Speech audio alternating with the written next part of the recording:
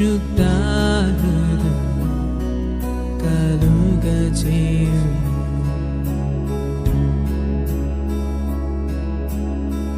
నీ వాత్సల్యం నీ బాహుల్యం నీ కృపా కనికరం చూపించుము.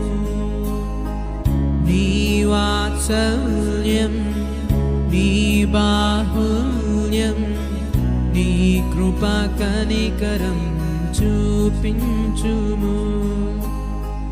పాపము చేశాను దోషినయ్యున్నాను, పాపము చేశాను దోషినయ్యున్నాను, తెలిసి ఉన్నది నా అతిక్రమమే, తెలిసి ఉన్నది